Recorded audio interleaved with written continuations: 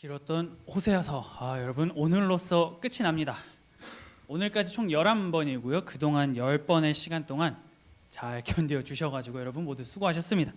지금까지 우리가 살펴봤던 그 어떤 선지서보다 인간성의 그 타락 이러한 걸 너무 이제 노골적으로 드러내기도 했고, 동시에 하나님의 심판, 하나님의 진노가 얼마나 크고 무서우냐라고 하는 것도 호세아서가 계속해서 반복적으로 얘기를 했기 때문에 이러한 것이 우리에게는 약간 좀 거북했을 수도 있습니다. 인간의 타락성이 너무나 뚜렷하게 보이고 그만큼 하나님의 진노도 보이기 때문에 호세아서를 같이 나누고 순모임하고 하는 거에 있어서 마냥 쉽지만은 않으셨을 겁니다. 그러나 그럼에도 불구하고 인간의 타락이 깊어지고 짙어지면 짙어질수록 그들을 품으려고 하는 하나님의 사랑은 또 동시에 더 밝게 빛났다라고 하는 것도 우리가 같이 함께 살펴보았습니다.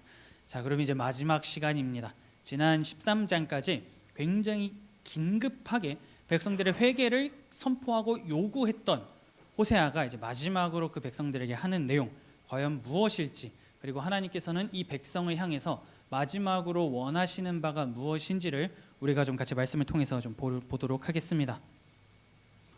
호세아서에서 왜 이렇게 나라에서 회개하는 것을 긴급하게 요청을 했는가라고 할 때는 지금 북이스라엘의 흥망성쇠 때문이었다라고 하는 것을 우리가 정리를 했습니다. 오늘이 이제 마지막 시간이잖아요. 아마 이거 끝나면 호세아서를 당분간은 펼쳐보지 않을 거기 때문에 이 북이스라엘의 역사를 좀 다시 한번 생각을 해보도록 하겠습니다.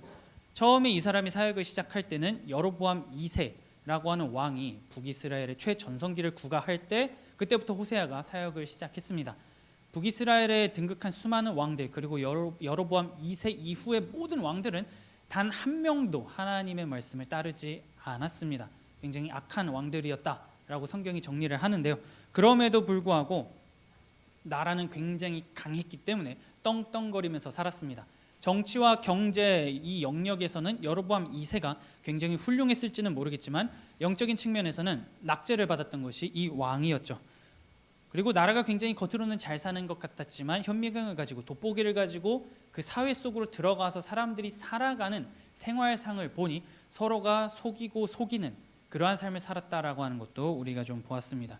여기에 더해서 이렇게 강력한 힘을 구사하던 왕이 죽으니까요, 춘추 전국시대가 벌어지는 겁니다. 서로 등극한 왕을 죽이면서 내가 왕이다 라고 하는 반역의 반역이 꼬리를 물고 계속해서 한 20년간 반복이 되었다라고 하는 것도 우리가 살펴보았습니다. 그러다 보니까요, 나라가 뭐 정상적으로 돌아가겠습니까? 빠르게 걷잡을 수 없이 무서울 정도로 추락을 하고 있었기 때문에 호세아 선지자는 이제라도 멈추고 회개하고 하나님의 말씀을 들어야 된다라고 긴급하게 선포했던 겁니다. 그리고 그 메시지를 들은 백성들이 어떻게 행동했는지도 우리는 잘 압니다. 회개해야겠구나가 아니고 더욱더 열심히 격렬하게 하나님을 떠났고 바알을 숭배했다라고 하는 것도 우리가 정리를 했습니다. 그렇기 때문에 호세아는 계속해서 백성들이 좀 이해하지 못하는 것 같으니까요, 그들의 죄를 날카롭게 드러내면서 보여주었고, 동시에 이는 오늘을 살아가는 우리들의 모습이랑 단어만 달랐지 별반 다를 게 없구나라고 하는 것도 우리가 정리를 했습니다. 그러면 이렇게 회개하지 않았던 이 북이스라엘 과연 어떻게 되었을까요? 우리가 역사를 통해서 알듯이 주전 722년에 아수르에 의해서 결국에는 멸망하게 됩니다. 성경에 그 기록이 있는데요, 잠깐 같이 보도록 하겠습니다. 열왕기하 17장 6절에서 8절입니다. 열왕기하 17장 6절에서 8절에 이렇게 언급을 합니다. 호세아 제9년에 아수르 왕이 사마리아를 점령하고 이스라엘을 사로잡아 아수르로 끌어다가 고산 강가에 있는 할라와 하볼과 메대 사람의 여러 고을에 두었더라. 이 일은 이스라엘 자손이 자기를 애굽 땅에서 인도하여 내사 애굽의 왕 바로의 손에서 벗어나게 하신 그 하나님 여호와께 죄를 범하고 또 다른 신을 경외하며 여호와께서 이스라엘 자손 앞에서 쫓아내신 이방 사람의 규례와 이스라엘 여러 왕이 세운 율례를 행하였음이라. 지금 보시면 열왕기하에서 이 사람이 기록하고 있는 내용이랑 호세아서를 통해서 우리가 본 내용이랑 일맥상통하다라고 하는 것을 이제는 우리는 좀 알 수가 있습니다. 백성들은 늘 하나님께 죄를 범했고요, 하나님께서는 계속해서 돌아오라고 했고 백성들은 그 메시지를 무시했습니다. 고멜과도 같은 너희를 나는 용서하고 품을 수 있는 존재다, 나 여호와는 그렇다라고 하나님께서 말씀하셨지만 이 백성들은 이방 사람의 규례를 따르고 하나님보다는 그래도 이쪽이 더 좋습니다 라고 하는 행동을 계속해서 반복했습니다. 그래서 결국에는 북왕국의 마지막 왕 호세아, 이 선지자랑 동명이인이죠. 이 사람 9년에 호세아 제 9년에 사마리아는 멸망하게 됨으로써 북이스라엘은 지도에서 완전히 사라지게 되는 겁니다. 그럼 이걸 통해서 우리가 좀 한 가지를 생각을 해볼 수가 있는 건요. 사람은 아무리 위험이 자기 피부에 가까이 다가오고 이걸 느낀다고 해도 돌아서는 것이 굉장히 힘든 존재다라고 하는 것을 우리가 좀 보게 되는 겁니다. 그럼에도 불구하고 돌이키지 않는 것이 인간이 가지고 있는 타락, 완악함, 부패다라고 할 수가 있는 것이죠. 그래서 호세아 13장까지는 이 사람이 사역을 시작한 여로보암 2세부터 시작해서 나라가 망하기 직전, 그러니까 호세아 제9년 이전까지 사역을 하면서 돌아오십시오, 돌아오십시오 라고 한 것이라고 한다면, 오늘 우리가 지금 함께 본 호세아 14장은 나라가 이제 망한 뒤에 잿더미 속에서 나뒹굴고 있는 그 이스라엘 백성들을 향해서 마지막으로 호세아가 하나님의 메시지를 전하는 것이라고 할 수가 있습니다. 모든 것이 다 끝났죠. 건물 다 무너지고 불타고 수많은 사람들이 죽었습니다. 호세아가 이 하나님과 백성의 관계를 계속해서 비유로 의미를 할 때 하나님은 남편이고 이스라엘은 아내, 이런 식으로 부부 생활, 결혼 관계, 이걸로 계속해서 묘사했다라고 하는 것을 우리는 확인을 했습니다. 그런데 같이 사는 집이 박살이 났어요. 나라가 망했습니다. 그러면 이 둘의 관계가, 남편과 아내의 관계가 파국으로 치달았다라고 하는 것을 우리는 정리를 할 수가 있습니다. 이렇게 비참하게 관계가 끝났습니다. 그럼 이렇게 끝난 관계에서 무엇을 기대할 수 있을까요? 기대할 게 전혀 없어 보이잖아요. 서로가 너무 많이 다쳤습니다. 하나님께서는 일이 이 지경이 될 때까지 회개하지 않고 돌아오지 않는 백성들 때문에 마음을 굉장히 다치셨고, 백성들의 입장에서는 설마 그래도 우리 하나님 자녀인데 라고 했는데 나라를 이 지경까지 망하게 만들어버리는 당신이 진짜 우리의 신 맞냐? 우리 아버지 맞냐? 라고 하는 걸로 백성은 나름대로 상처를 받았을 겁니다. 그러면 서로가 이렇게 깊은 아픔을 갖고 있고 이미 폭풍이 한바탕 확 하고 지나갔습니다. 그렇게 정막만 흐르는 상황 가운데에서 서로가 씩씩거리면서 있는데, 그 상황에서 호세아가 얘기를 하는 겁니다. 오늘 말씀 1절입니다.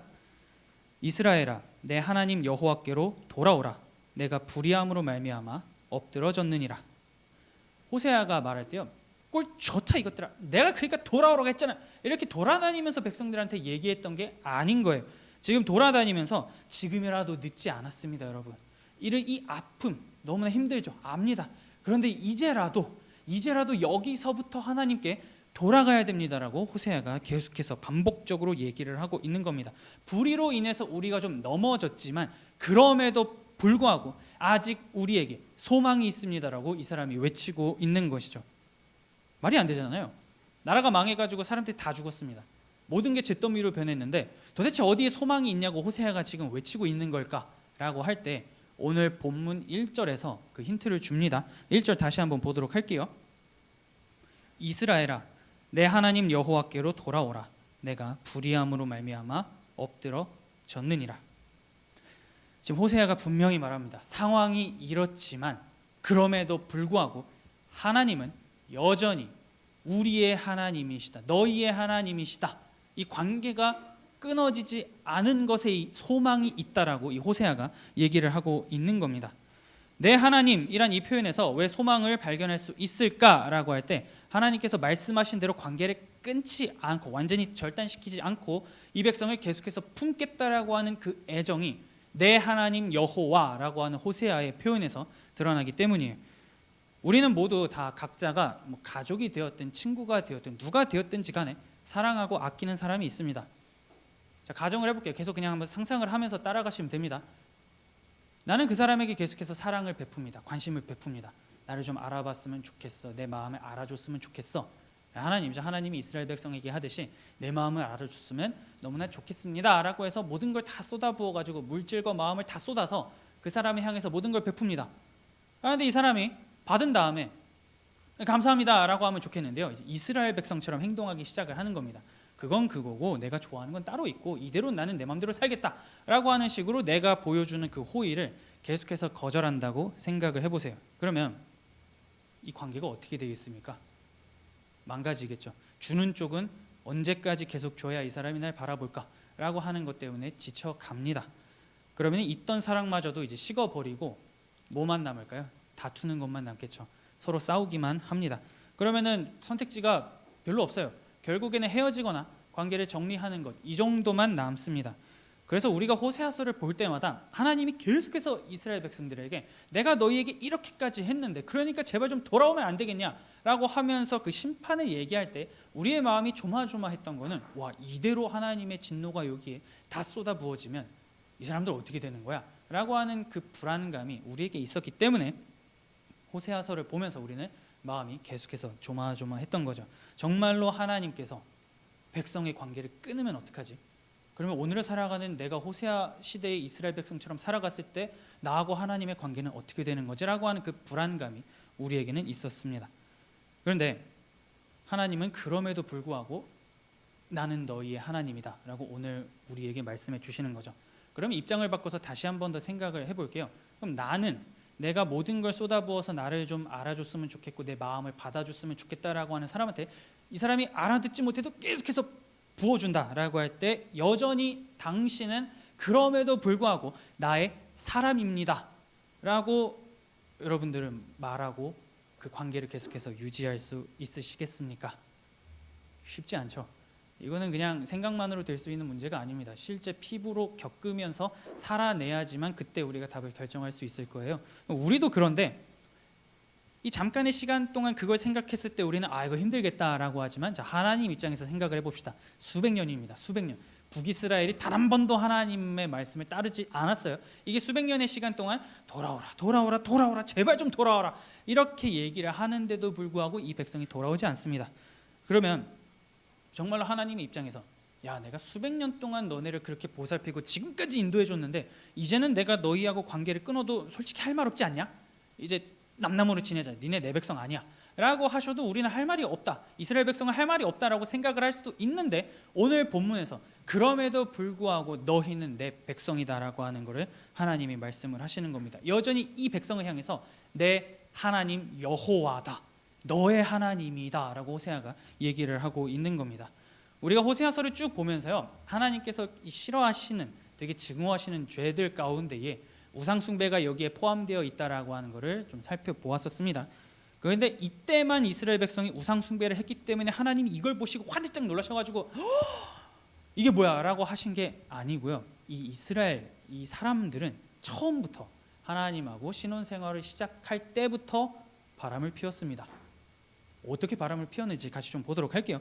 이 이스라엘 백성이 애굽에서 출애굽을 했습니다. 애굽에서 노예 생활을 수백 년간 하다가 하나님의 은혜로 모세를 통해서 구원을 받았어요. 홍해를 쫙 건너가가지고 광야에서 하나님이라고 하는 분이 어떤 분일까라고 하면서 신혼생활을 즐기기 시작합니다. 하나님은 누구십니까? 라고 하는 걸 알아가고자 할 때 그 처음부터 이스라엘 백성은 금송아지라고 하는 걸 만들어서 이것이 우리의 하나님이다 라는 죄를 저질렀습니다. 남편이 버젓이 있는데 당신 말고 여기 있는 이 상이 내 남편이야 라고 지금 이스라엘 백성이 얘기를 하는 겁니다. 그러고서 너무 기뻐합니다. 이것이 우리의 남편이다 라고 하면서 이해할 수 없는 짓을 벌이는 거예요. 그래서 그것 때문에 하나님께서 이 백성을 향해서 굉장히 책망하시는 구절이 있습니다. 출애굽기 32장 7절에서 9절입니다. 여호와께서 모세에게 이르시되 너는 내려가라. 내가 애굽 땅에서 인도하여 낸 내 백성이 부패하였도다. 그들이 내가 그들에게 명령한 길을 속히 떠나 자기를 위하여 송아지를 부어 만들고 그것을 예배하며 그것에게 제물을 드리며 말하기를 이스라엘아, 이는 너희를 애굽 땅에서 인도하여 낸 너희 신이라 하였도다. 여호와께서 또 모세에게 이르시되 내가 이 백성을 보니 목이 뻣뻣한 백성이로다. 뭔가 아까 호세아 14장 1절이랑 여기서 나타난 하나님이 백성을 지칭할 때의 그 변화가 감지가 되셨나요? 하나님은 백성에게, 이 모세에게 이렇게 말씀하십니다. 네가 인도하여 낸 네 백성이야 라고 말씀을 하십니다. 지금 이 호세아 14장 1절에서 나온 거랑 분위기가 좀 다르죠. 분명히 하나님이 모세를 부르셨고 모세를 통해서 백성을 인도했습니다. 그럼에도 불구하고 어떻게 결혼하자마자 바람을 피워버리니까요, 하나님께서 큰 실망감을 표출하시는 겁니다.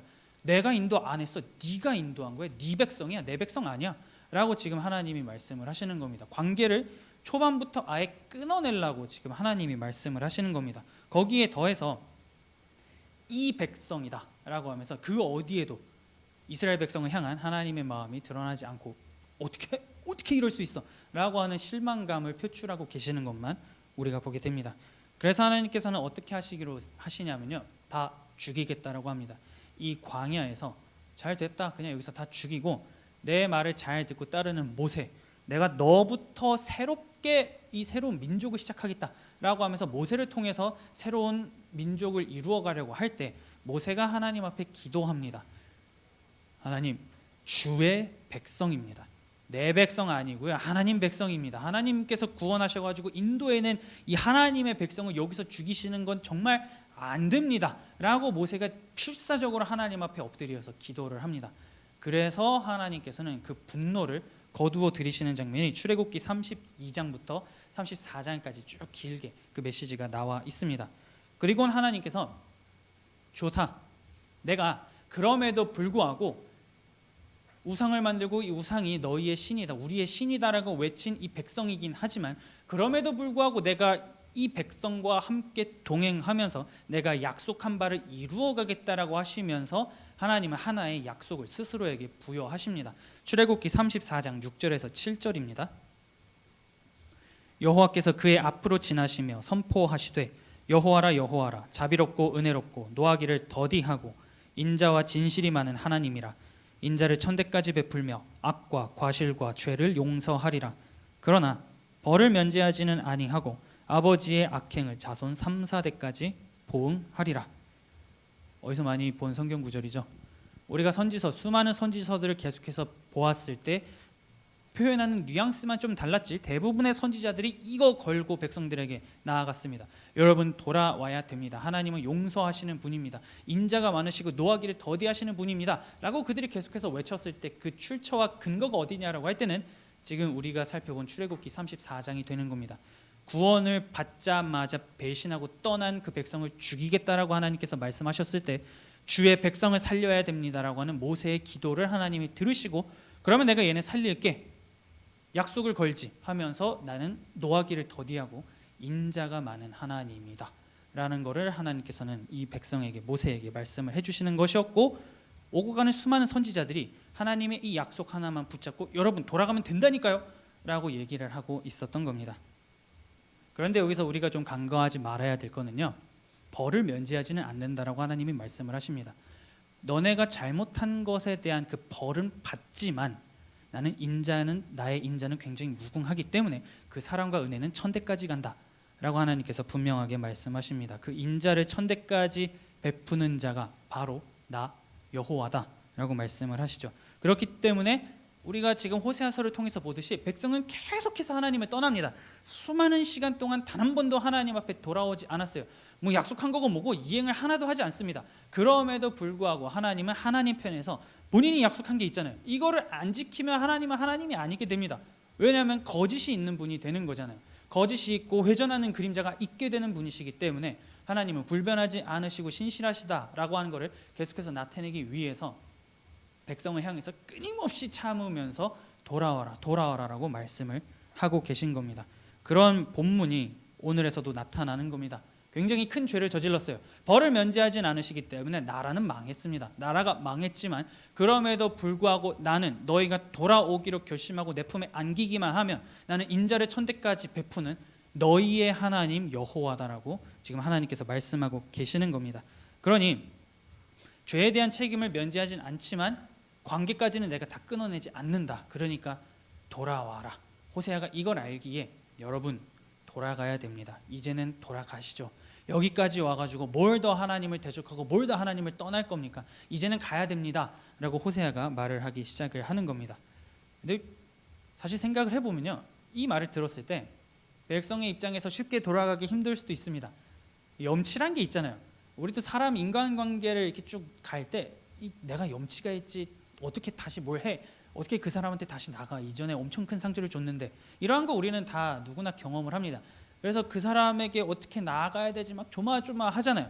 백성이라고 안 그랬겠습니까? 지금 나라가 망한 현실을 덩그러니 보고 있는 가운데에 하나님께 돌아가야 됩니다라고 호세아가 말할 때 이 백성이 그럼 돌아갈까? 라고 하는 사람도 있었겠지만, 와, 어떻게 돌아가냐, 여기서 이 상황 가운데에서 뭐 가가지고 뭐라고 얘기를 해야 되는 건데, 하나님 앞에 가가지고 뭐라고 말해야 되는 건데 라고 하는 생각을 이 백성들도 계속해서 했을 겁니다. 그럼에도 불구하고 호세아는 말하는 겁니다. 가면 됩니다, 여러분. 하나님은 저 멀리에서 빨리 와. 이제 이게 아니고 너희의 하나님, 우리의 하나님으로서 계속해서 우리를 자녀로 삼으시고 바라봐 주시는 분입니다. 그러면 당연히 돌아갈 수 있는 거 아닙니까? 돌아갑시다 라고 호세아가 얘기를 하고 있는 겁니다. 돌아오기만 한다면 언제 그랬냐는 듯이 품에 품어주시고 안아주실 분이 바로 하나님이십니다 라고 얘기를 하는 거죠. 그래서 호세아는 하나님께 돌아갑시다 라고 얘기하면서 단서를 하나 더 붙입니다. 우리가 지난 호세아 6장을 살펴볼 때요, 상황이 좀 어려워지니까 백성이 거짓된 회개를 하나님 앞에 했던 걸 살펴봤습니다. 상황이 힘들어지니까 이거 빨리 눈 가리고 아웅 해가지고 하나님 기분 대충 좋게 만들어 드리고 이 상황을 벗어나자라고 하면서 오라 우리가 여호와께 돌아가자라고 하는 너무나 괜찮은 신앙 고백을 했습니다. 그런데 호세아는 똑같은 말을 하면서 여기에 하나를 더 붙입니다. 오늘 말씀 2절입니다. 너는 말씀을 가지고 여호와께로 돌아와서 아뢰기를 모든 불의를 제거하시고 선한 바를 받으소서. 우리가 수송아지를 대신하여 입술의 열매를 주께 드리리이다. 그냥 돌아가는 게 아닙니다, 여러분. 말씀을 가지고 하나님께서 원하시는 그 모습을 가지고 하나님께 돌아갑시다라고 호세아가 얘기를 하고 있는 거죠. 뼈아픈 실수를 했고 이거 아무리 생각해봐도 돌이킬 수 없는 큰 죄악을 저질렀지만 그럼에도 이제 말씀을 가지고 나아갑시다라고 호세아가 말을 하고 있는 겁니다. 그리고는 여태까지 하나님께서 진노를 일으키셨던, 우리가 하나님의 그 진노를 촉발했던 모든 것을 다 버리고 열매를 가지고 하나님 앞에 나아가자고 호세아가 얘기를 하는 거죠. 3절입니다. 우리가 앗수르의 구원을 의지하지 아니하며 말을 타지 아니하며 다시는 우리의 손으로 만든 것을 향하여 너희는 우리의 신이라 하지 아니하오리니 이는 고아가 주로 말미암아 긍휼을 얻음이니이다 할지니라. 여기서 계속 뭐 안 하겠습니다, 뭐 안 하겠습니다, 뭐 버리겠습니다 라고 하는 이 카테고리를 나중에 한번 쭉 확인해 보세요. 이 호세아 13장까지 오면서 하나님께서 그거 하면 안 돼 라고 얘기했던 것들입니다. 그런데 백성은 싫은데요? 라고 하면서 그걸 계속 했었죠. 근데 이제라도 호세아가 말하는 겁니다. 하나님께서 하지 말라고 했던 것들 이제는 다 하나하나 정리해서 버립시다. 그리고 하나님께 말씀을 가지고 돌아갑시다라고 호세아가 얘기를 하고 있는 것이죠. 그러면서 나라가 망하고 비록 잿더미가 되고 폭풍이 지나갔음에도 불구하고 이제라도 이거를 버리고 가면 고아를 품어주시는 하나님의 긍휼과 정의와 사랑을 우리가 누릴 수 있을 겁니다라고 마지막으로 피를 토하는 심정으로 지금 호세아가 얘기를 하는 겁니다. 고아가 여기서 왜 나왔냐라고 할 때요, 고아나 과부나 노인이나 나그네 이러한 사람들은 이 고대 사회에서 약자 중에 약자였습니다. 스스로 자기 몸을 지킬 수 있는 수단이 단 하나도 없는 사람들을 의미를 합니다. 그러면 약육강식이 굉장히 지금 강하게 작동하고 있던 것이 북이스라엘 사회였잖아요. 고아가 어디서 살아남을 수 있겠습니까? 언제 어디서 쥐도 새도 모르게 죽어도 그 누구도 신경 쓰지 않습니다. 자기가 살아날 수 있는 방법이 없어요. 그런데 오늘 본문에서 그러한 세상을 살아가고 있는 백성들을 향해서 호세아는 얘기를 하는 겁니다. 우리가 믿는 그 하나님은 바로 그러한 고아들을 품어주시고 그러한 고아들을 향해서 사랑을 베풀어 주시는 고아의 하나님이다라고 호세아가 언급을 하는 겁니다. 그리고 하나님께서는 일찍이 나는 고아와 과부 이러한 약자의 하나님이다라고 말씀을 하셨었습니다. 신명기 10장 18절입니다. 고아와 과부를 위하여 정의를 행하시며 나그네를 사랑하여 그에게 떡과 옷을 주시나니. 아무도 신경 쓰지 않아도 나 여호와는 이들을 챙기고 이들을 바라보고 이들에게 은혜를 베푸는 그러한 자다라고 하는 것을 일찍이 하나님께서는 말씀 가운데에 자기 자신을 나타냈습니다. 그렇기 때문에 지금 호세아는 이거 하나 의지해서 다시 나가자고 얘기를 하는 겁니다. 고아를 품어주시는 약자의 하나님이시고 그들을 품어주시는 하나님의 그 인자와 은혜와 사랑에 기대어서 말씀을 가지고 돌아가면 하나님이 받아주실 겁니다. 여러분 이제 이 상황에서 이제 그만 제발 좀 갑시다라고 호세아가 말을 하는 겁니다. 그러면 이렇게까지 하나님을 의지하고 호소할 수 있는 이유는 물론 내 하나님 여호와다 라고 하는 것에서도 있지만 백성이 돌아갈 때 하나님께서는 그들을 그냥 사랑하는 게 아니고요, 기쁘게 사랑하겠다고 말씀을 하시는 것에도 소망이 또 있습니다. 오늘 말씀 4절입니다. 내가 그들의 반역을 고치고 기쁘게 그들을 사랑하리니 나의 진노가 그에게서 떠났음이니라. 4절부터는 쭉 하나님이 말씀을 하시는 걸로 화자가 바뀝니다. 이제 하나님께서 말씀을 하고 계시는 겁니다. 그들이 나에게 돌아오면 나는 죄, 질병과 같은 이 죄를 고치고 이러면서 사랑하는 게 아니고 굉장히 기쁘게 사랑하겠다라고 마음을 다하여서 전심으로 이들과 인격적인 관계를 맺으면서 품어주겠다고 하나님은 말씀하고 계시는 겁니다. 그렇기 때문에 우리는 이러한 하나님의 사랑에 힘입어서 나아갈 수가 있습니다라고 호세아가 얘기를 하고 있는 거죠. 그리고 이하에 5절 이하부터 나오는 다양한 내용들이 있었습니다. 뭐가 열매를 맺고 뭐 풀이 자라나고 이러한 모든 내용들은 그동안 호세아서에서 북이스라엘에서 살아가던 이 백성들이 그렇게나 원하던 쟁취하고 싶었던 모든 것들입니다. 하나님 이렇게 견고하게 뿌리 내린 삶, 부와 명예가 충만한 삶, 이러한 모든 거를 하나님께서는 그거 내가 줄 수 있어.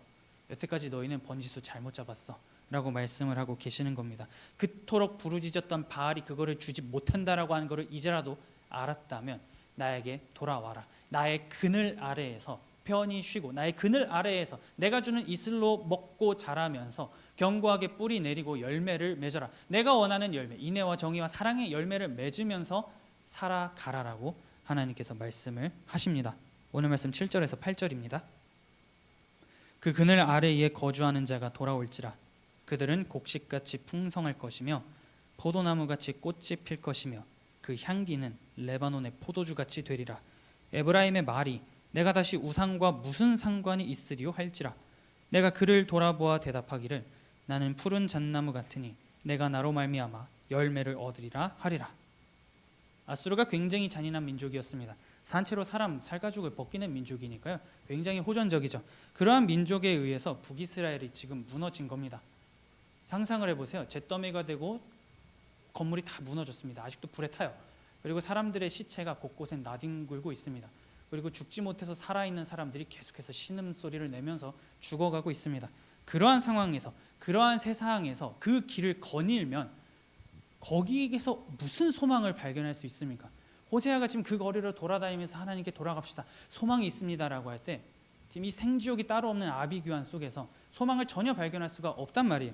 그럼에도 불구하고 하나님께서는 역설적이게도 바로 그 장소에서 너희가 나를 찾으면 거기서부터 소망과 희망이 그리고 새로운 생명이 움틀 것이라고 하나님은 말씀하고 계시는 겁니다. 백성은 이제 폭풍이 다 지나갔다, 와 남은 거 하나도 없다, 우리 이제 다 끝났다, 이러다가 그냥 죽나 보다 라고 하고 있었는데 하나님께서는 바로 그 지점에서부터 새로운 회복을 말씀하고 계시는 겁니다. 조건은 딱 하나죠. 돌아오기만 하면 된다는 겁니다. 뭐 다 필요 없다, 말씀을 가지고 돌아오기만 하면 내가 그냥 안아주고 모든 걸 다 해줄게, 언제 그랬냐는 듯이 다 회복시켜 줄게라고 하나님이 말씀하고 계시는 장면을 우리가 보게 되는 거죠. 하나님께서는 그렇기 때문에 이 본문을 통해서 우리가 볼 수 있는 건요, 이미 이 백성을 품어주실 모든 만반의 준비를 다 갖췄습니다. 오면 다 줄게. 지금 이 상태가 오늘의 이 본문 가운데서 나타난 하나님의 모습이라고 하는 거죠. 돌아갈 때 잿더미와도 같은 그 상황 속에서 새로운 싹이, 잘려버린 그루터기에서 싹이 날 것이라고 지금 얘기하고 계시는 겁니다. 그렇기 때문에 여러분, 여기에 이렇게 말씀하시는 하나님이 계시기에 바로 이 장면 속에서 오늘을 살아가는 우리도 소망이 있다라고 하는 것을 알 수 있는 겁니다. 우리가 호세아서를 쭉 나누면서요, 백성의 모습이 결국엔 나의 모습이다라고 하는 걸 거울 보듯이 우리는 확인을 했습니다.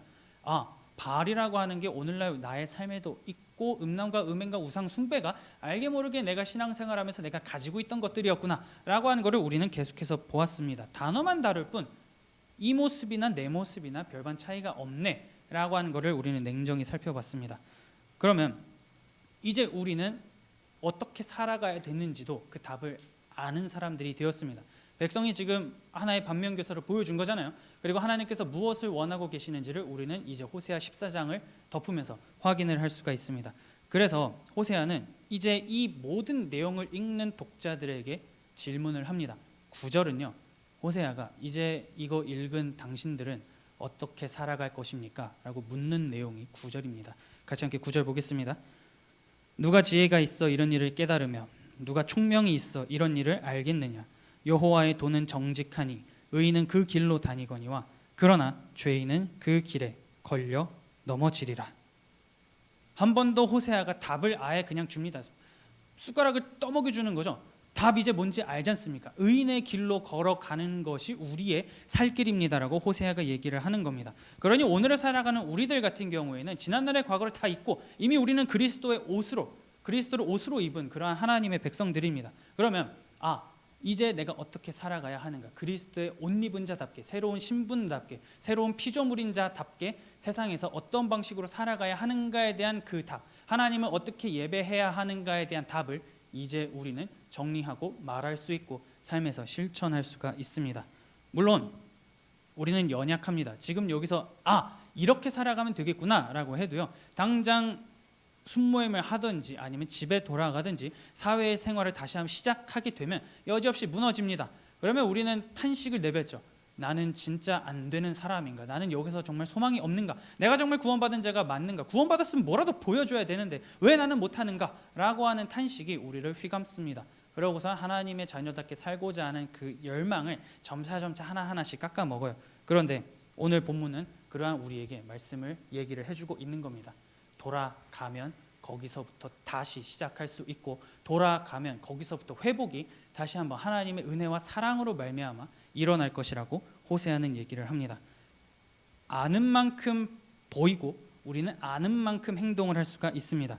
그러면 이제 우리는 호세아서를 통해서 두 가지를 확인한 겁니다.